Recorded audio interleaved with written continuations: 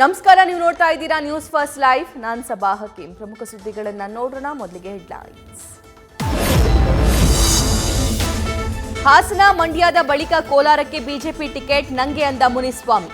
ರಾಜ್ಯಸಭೆಯಲ್ಲೂ ಅಡ್ಡ ಮತದಾನದ ಆತಂಕ. ಬಿಜೆಪಿ ಜೊತೆ ದೋಸ್ತಿ ಬಳಿಕ ಹೆಚ್ಚಾಗಿದೆ ಟೆನ್ಷನ್ ಎದುರಿಸ್ತಾ ಇರುವ ಮಾಜಿ ಸಿಎಂ ಎಚ್.ಡಿ. ಕುಮಾರಸ್ವಾಮಿ.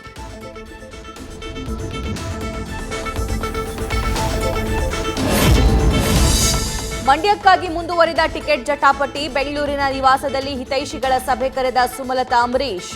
ಇಂದಿನ ಸಭೆ ಬಳಿಕ ಮುಂದಿನ ನಿರ್ಧಾರ ಸಾಧ್ಯತೆ.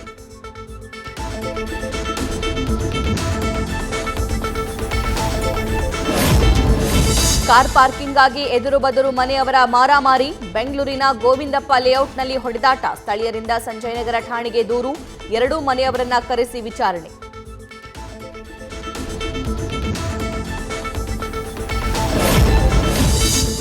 ಜಲಕ್ಷಾಮಕ್ಕೆ ಈಗಲೇ ತತ್ತರಿಸ್ತಾ ಇದೆ ಬೆಂಗಳೂರು. ಅತಿ ಹೆಚ್ಚು ಕೆರೆಗಳಿರೋ ಮಹದೇವಪುರ ವಲಯ. ರಾಜರಾಜೇಶ್ವರಿ ನಗರದಲ್ಲೂ ಕಾಡ್ತಾ ಇದೆ ನೀರಿನ ಸಮಸ್ಯೆ.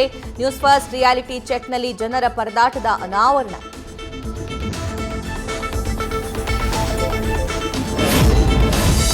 ನಿಷೇಧವಿದ್ರೂ bull trawl light fishing.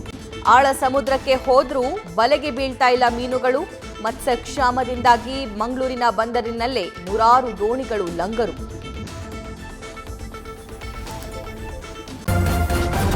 News first ನಿರ್ಭೀತಿಯಿಂದ ನಿಮ್ಮ ಪರವಾಗಿ.